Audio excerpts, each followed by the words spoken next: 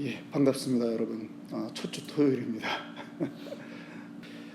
새해를 시작하면서 몸이 좀 지치고 마음이 힘들 수 있습니다.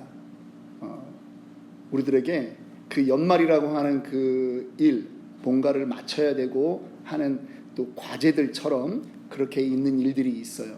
그런데 그거를 마치고 나면 사실은 새해가 되었는데 힘이 안 나는 경우가 있다라고 하는 거죠. 그래서 오늘 이제 십몇 주에 걸쳐서 좀 살펴보려고 하는 것은 우리 신앙의 위기들에 대해서 좀 살펴보려고 하는 것입니다. 오늘은 그 첫 시간입니다. 신앙의 위기들 첫 번째 시간입니다. 상승, 정지, 증후군이다 하는 정신과적인 심리적인 그러한 병명이 있는데요. 영어로 하면 라이징 스타 신드롬이라고 하는 그러한 심리적인 증세입니다. 정신과 의사고 또 게이오 대학의 교수인 오코노기 게이코라고 하는 사람이 발견한 이론입니다. 오랜 시간 집중해온 목표를 달성한 뒤에 성취의 기쁨보다 오히려 허무감과 공허함이 찾아오는 그런 심리 현상을 말하는 것이죠. 예를 들면 원하는 대학에 합격했습니다. 혹은 승진했습니다. 그리고 사랑하는 사람과 결혼을 했습니다. 대형 프로젝트와 같은 중요한 팀 사역의 성취를 이루었습니다. 그런데 동시에 무기력이 찾아왔습니다. 그리고 동기 상실의 현상이 나타나는 것입니다. 심리적인 혼란이 이어지는 그러한 현상들입니다. 다음 스텝에 대한 준비가 없었기 때문에 이런 일들이 마음속에서 일어나고 새로운 삶의 방향을 정하지 못해서 혼란으로 이어지는 그러한 일들을 말합니다. 세계의 그 높이로 따지면 8,000m급 그 정상 봉우리 16개를 정복했던 우리 한국의 아주 유명한 등산 대장이 있죠. 엄홍길이라고 하는 대장이 있습니다. 그분도 같은 말을 하는 것입니다. 저것만 오르면 내가 정말 세계에서 가장 유명해지고 이곳을 오른 사람이 몇 없기 때문에 내가 정말 행복할 줄 알았는데 오르고 나면 그 기쁨은 잠시라고 하는 것입니다. 이제 뭐 하지?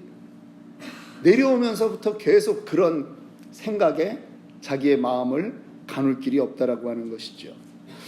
인생을 열심히 살아오지 않았다라고 하는 것이 아닙니다. 오히려 인생을 열심히 살아온 분들, 도전하며 살아온 분들, 그런 분들에게 더 우울감을 느끼고 무기력에 빠지는 그러한 증상이 바로 상승, 정지, 증후군이라고 하는 것입니다. 어떤 분은 딸을 시집 보냈습니다. 약 6개월 정도의 시간 동안 딸의 그 시집을 보내기 위해서 이것저것 혼수 살림까지 아파트 채워놓는 것 다 했습니다. 마지막에는 드레스 골라주는 것까지 다 했습니다. 예물 다 해서 그날 결혼식도 아주 호텔에서 근사하게 잘 마쳤습니다. 그리고 신혼여행 떠나는 아이들을 다 손 흔들어주며 배웅을 했습니다. 다음 날 딸의 방에 들어갔는데 아무것도 없는 겁니다. 이미 옮길 것 다 옮겼거든요. 근데 폭풍 오열을 하는 거죠.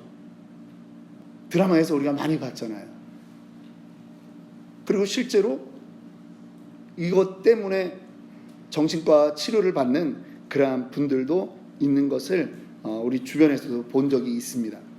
여러분, 성경의 인물들 가운데도 이러한 분이 있었습니다. 오늘 우리가 읽었던 엘리야입니다.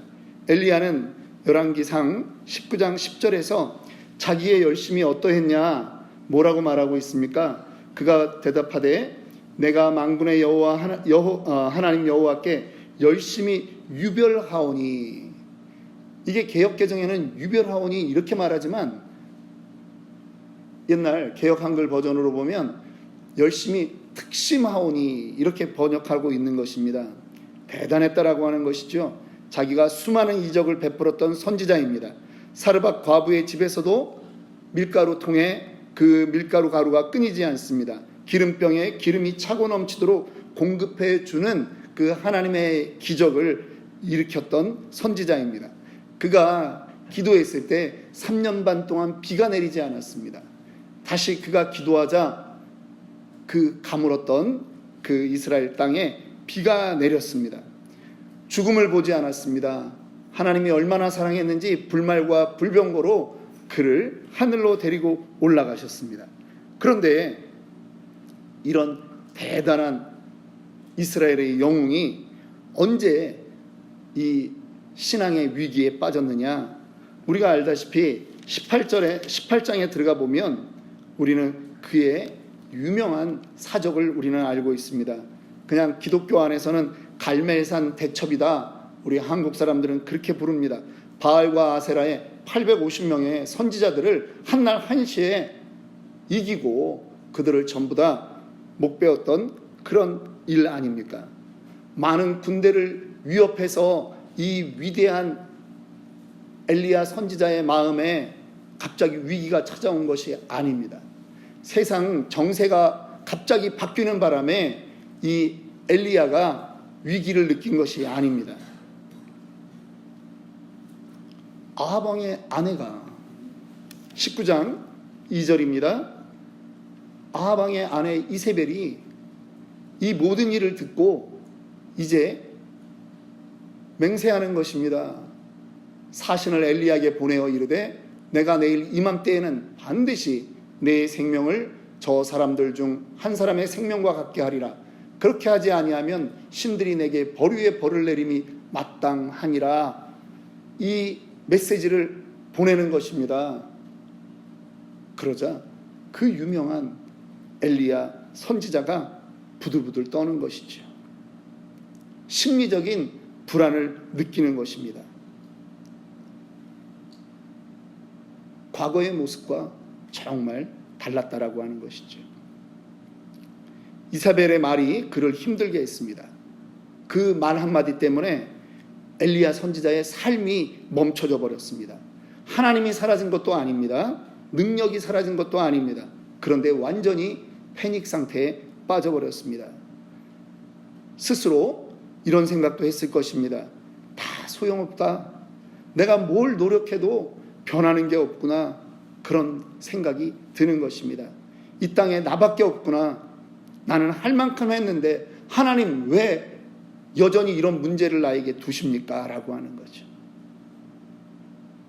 3절을 보니까 우리 3절 한번 읽어보겠습니다. 시작. 그가 이 형편을 보고 일어나 자기의 생명을 위해 도망하여 유다에 속한 브엘세바에 이르러 자기의 사환을 그곳에 머물게 하고. 여러분 첫 번째 구절 보이십니까? 그가 이 형편을 보고 상황 판단해 봤다는 것입니다. 형편이 자기가 죽게 되었다라고 하는 것이죠. 어제까지는 850의 그 선지자들을 다 죽이고 이제는 모든 세상이 하나님께로 올 줄 알았다라고 하는 것입니다. 그런데 날이 바뀌자 위기가 다가온 것입니다. 형편이 변한 게 없다라고 하는 것입니다. 절망하는 것입니다. 아, 노력해도 쓸모없구나. 변하지 않는구나. 그래서 호렙산으로 달려갑니다.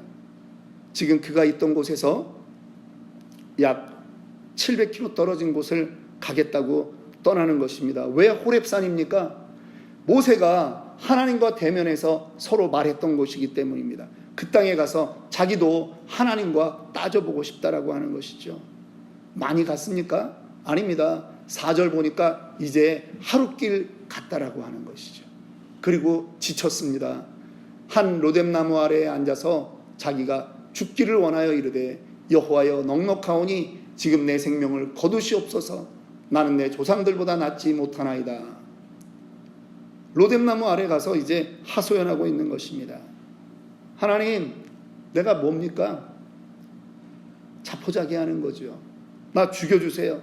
해도 안 됩니다. 내가 해도 변하는 게 없습니다.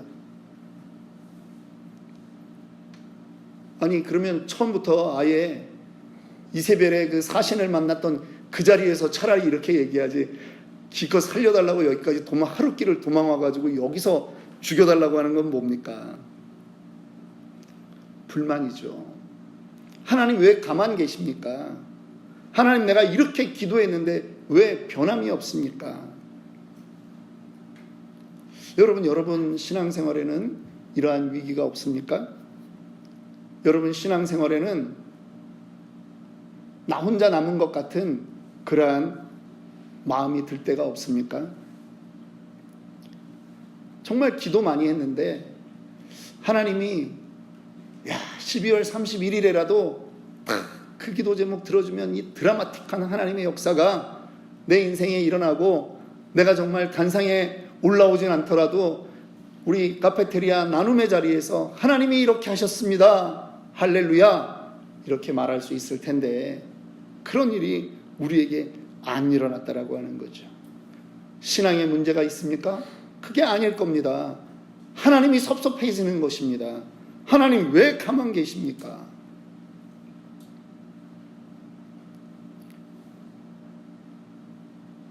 엘리야가 죽기를 원합니다. 죽여달라고 합니다. 하나님이 어떻게 하십니까? 그를 죽이십니까? 아니죠. 우리 5절 말씀 우리가 한번 읽어보겠습니다. 5절 말씀입니다. 로뎀나무 아래에 누워 자더니 천사가 그를 어루만지며 그에게 이르되 일어나서 먹으라 하는지라. 여러분 지쳐 있습니다. 사환도 보내버렸습니다. 그 혼자 로뎀나무 그늘 아래 누워 쓰러져 잡니다. 그런데 천사가 와서 하는 행동을 보십시오. 그를 어루만지는 것입니다. 터치해 주는 것입니다. 동일한 구절이 7절에 나옵니다. 여호와의 천사가 또 다시 와서 어루만지며. 여러분, 하나님은 우리를 만져주시는 분이심을 믿으시기 바랍니다. 느끼십니까? 느끼셔야 돼요.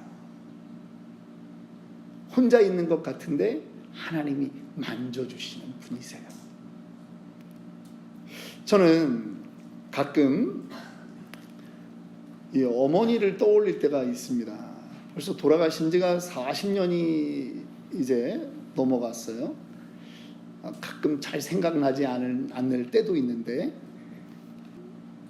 이 어릴 때 울면 이렇게 그냥, 우리 어머님이 그렇게 자상한 분이 아닌데 이리 와, 왜 울어? 그냥 안아주는 거예요. 그냥 또 울어. 근데 그냥 풀어줬어요. 예. 안아줬던 것보단 때렸던 게 더 많은 것 같은데, 예. 그래도 그 터치가 아주 기억에 납니다. 요즘 젊은 부부들이 자녀들을 육아하는데 이런 그 육아법도 있더라고요. 아이를 이제 어릴 때부터 방을 달리해서 분리해 놓는 거예요. 그래서 아이가 그 우유 먹을 시간에만 알람을 해서 건너가서 우유를 주고 그렇게 돌아오는 겁니다. 울어도 그 시간이 될 때까지 가만 내비두는 거예요. 그러면 아이들도 적응이 된다라고 하는 거죠. 그런데 여러분, 저는 그런 육아 방식에는 사실은 좀 불만이 있는 사람입니다. 왜냐하면 아이가 우는 것이 단지 배가 고파서 울거나 오줌을 쌌기 때문에 우는, 기저귀 갈아달라고 하는 그 사인 두 가지만은 아니거든요. 아이는 확인하고 싶거든요. 지금 내 옆에 누가 있나? 안전한가? 확인하는 방법이 소리내서 우는 거거든요. 그래서 바로 반응이 일어나서 엄마나 아빠가 애를 토닥토닥 해주면 안전하구나 하고 또 자는 거죠. 부모의 손길이 필요한 시간이 바로 그때이기 때문에 우리는 자녀들에게 그 안정감을 줘야 된다고 늘 생각하는 것입니다. 사랑하는 사람의 터치, 그것은 100마디 말보다 위로가 될 때가 있습니다. 하나님이 천사를 보내서 터치해 주시는 것입니다. 위로해 주시는 것입니다. 만져주시는 거예요. 그리고 힘을 내줍니다. 일어나 8절 말씀입니다. 일어나 먹고 마셔라. 힘을 내라. 어디까지 갈 힘을 내라? 하나님 따지기 위해서 호렙까지 갈 힘을 내라. 천사가 계속 그렇게 해주는 거죠. 그 갈 길을 다 갈 때까지 도와준다고 그렇게 저는 믿는 것입니다. 이 한 끼 먹고 40일 40야를 갖다 그렇게 보이지는 않는 것입니다. 호렙에 가서 엘리야는 말합니다.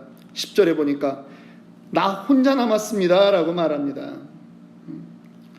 10절에 하반절에 보니까 이스라엘 자손이 주의 언약을 버리고 주의 제단을 헐며 칼로 주의 선지자를 죽였음이오며 오직 나만 남았거늘 그들이 내 생명을 찾아 빼앗으려 하나이다.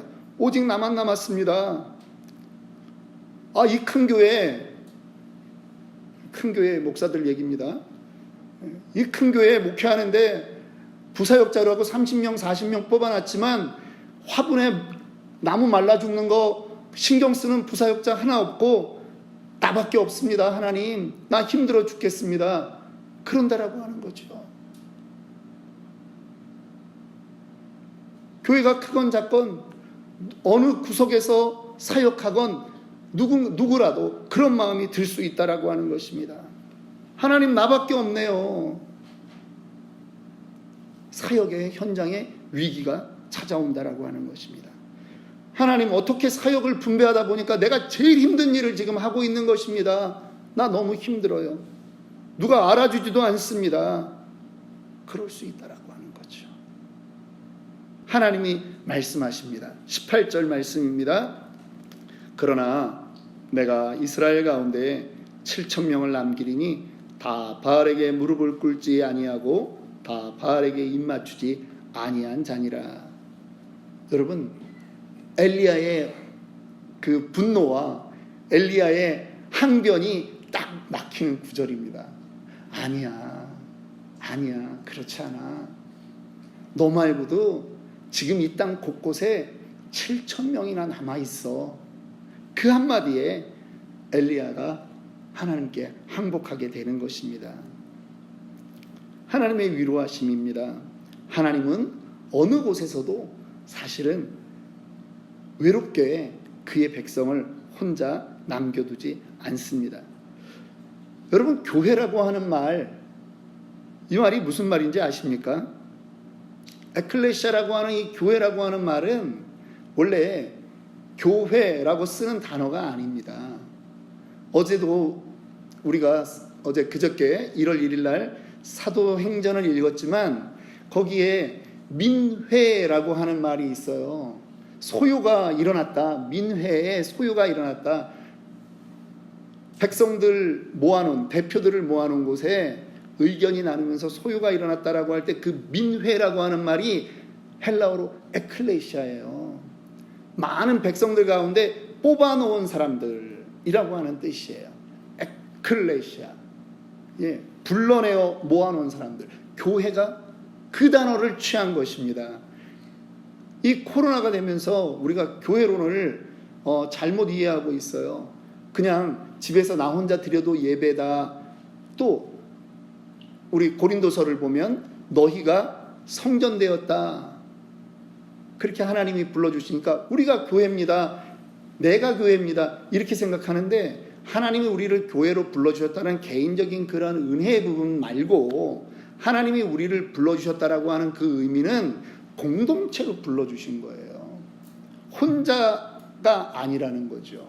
신앙생활 혼자 하는 거 아닙니다. 혼자인 것처럼 느껴질 때는 있죠. 그런데 결코 그렇지 않습니다. 하나님의 사람들이 어디에선가 그를 위해서 중보라도 하고 있는 것이 교회의 속성이라고 하는 것입니다. 그러니까 주저앉지 말고 다시 도전하라고 하는 것입니다. 여러분, 과거 우리 2025년도에 여러분의 삶이 어땠습니까? 힘들 수 있습니다. 실망될 수 있는 부분 있습니다. 섭섭한 부분들이 있을 수 있습니다. 그런데 생각하셔야 돼요. 왜 남이 못 알아주지? 그게 아니에요. 저는 성경에서 예수님의 왜 웃음이 기록되어 있지 않을까? 신약 성경 사복음서를 다 봐도 예수님이 웃으셨다라고 하는 구절이 없어요. 오히려 예수님이 혼자 우셨다, 슬퍼하셨다, 이런 기록들은 대여섯 번 나오고 있습니다. 과연 예수님이 과묵해서 웃지 않았을까요? 아닙니다. 이미 웃고 있는 그 사람에게 위로가 필요 없는 거예요. 그런데 누구에게 위로가 필요하냐? 우리의 구주이신 예수님은 우는 자에게 함께 울어주는 그 마음, 그것이 필요하기에 제자들은 예수님이 수없이 많이 웃으시고 농담도 하셨을 텐데 그거를 기록하는 것이 아니라 훗날 이 기록을 보고 이 말씀을 보고 읽을 그 위로가 필요한 자에게 예수님 역시 곤고하셨다, 예수님 역시 우셨다, 그 말을 우리에게 전해주는 것입니다. 그래서 히브리서 4장 15절 16절은 이렇게 기록하고 있는 것이죠. 우리에게 있는 대제사장은 우리의 연약함을 동정하지 못하실 이가 아니요 모든 일에 우리와 똑같이 시험을 받으신 이로되 죄는 없으시니라. 믿으십니까? 그래서 우리는 긍휼하심을 받고 때를 따라 돕는 은혜를 얻기 위하여 은혜의 보좌 앞에 담대히 나아갈 것이니라. 하나님이 우리를 아십니다. 하나님이 우리를 기억하십니다. 무엇인가 이룬 것 같다가 우리에게는 여전히 그것이 멈추고 우리에게는 실망으로 올 때가 있습니다. 상승, 정지, 증후군이라고 합니다. 그런데 거기에 쓰러지면 안 됩니다. 하나님을 오해했다라고 하는 것이죠. 새해에 우리가 하나님을 오해하는 것이 아니라 우리를 어루만지시는 그 하나님을 더 붙잡기 원합니다. 그래서 예수 그리스도로 인해서 위로를 받고 소망을 가지고 더 도전하는 저와 여러분들이 되기를 주님의 이름으로 축원합니다. 잠깐 기도하겠습니다. 하나님